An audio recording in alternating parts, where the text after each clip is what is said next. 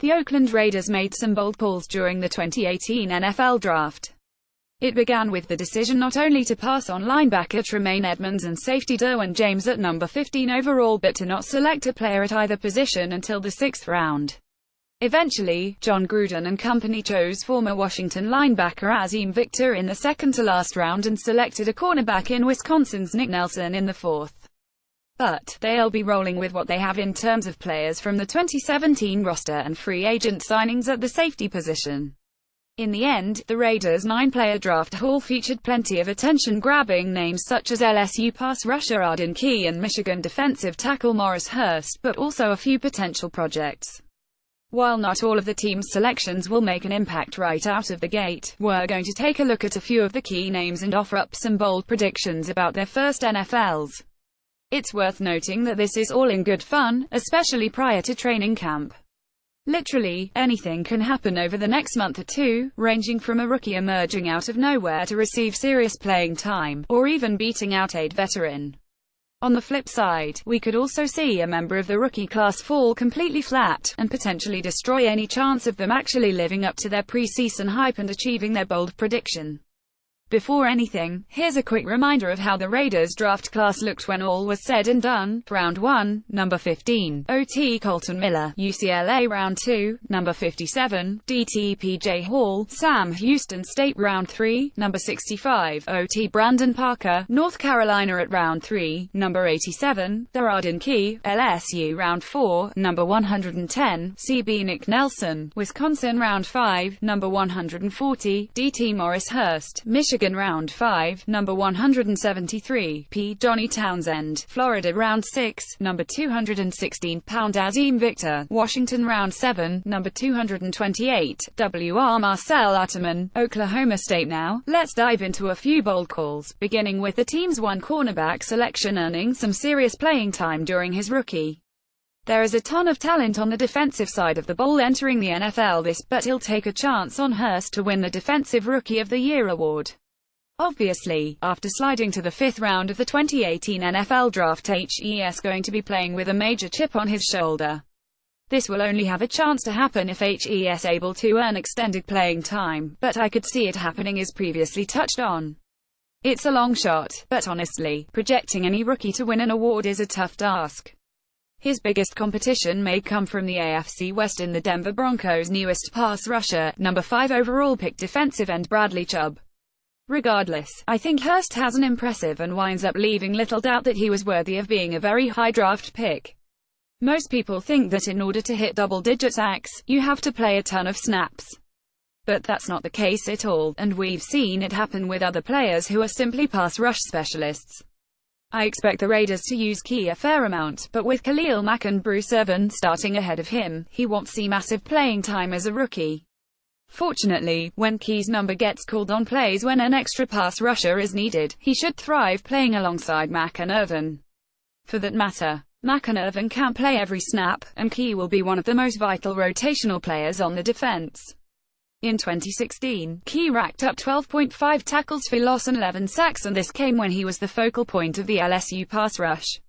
He's going to impress a lot of people, especially if he stays in the same shape he showed up to rookie camp in.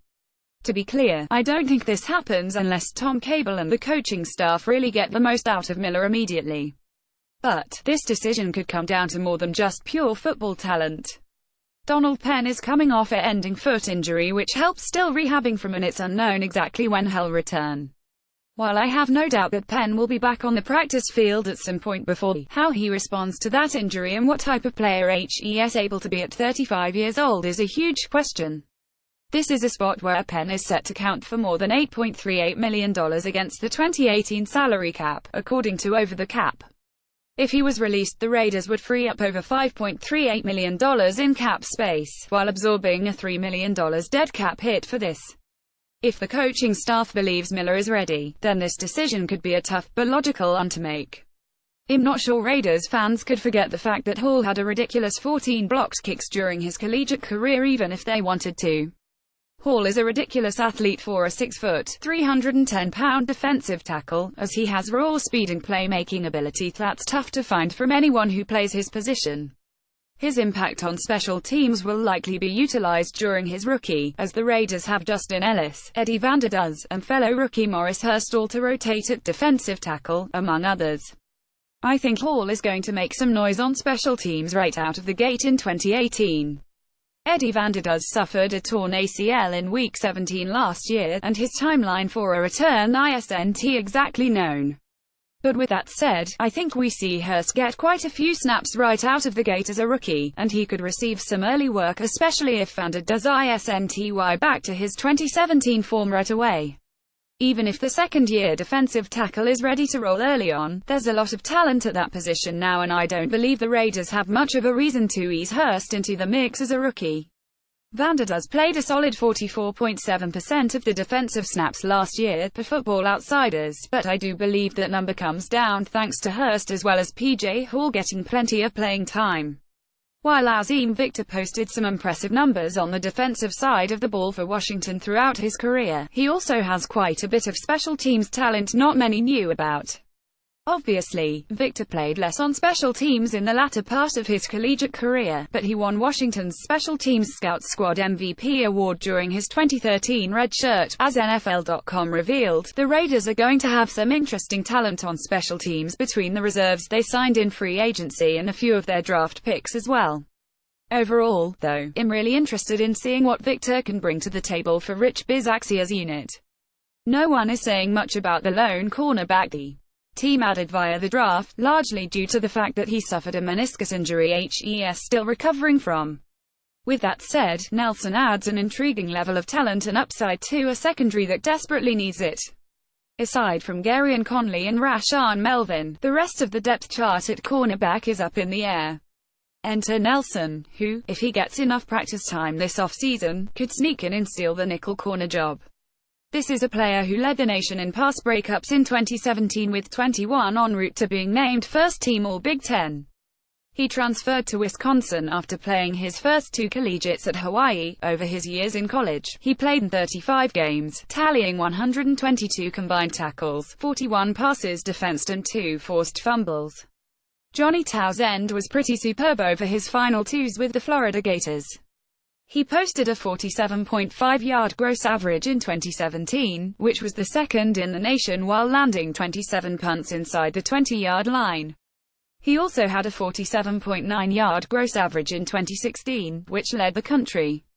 To be clear, based on 2017's NFL numbers, Townsend would need to be right in the middle of his averages in the final twos at Florida in order to land in the top 5, as Browns P. Britton Colquitt held the No. 5 spot with a 47.6-yard average.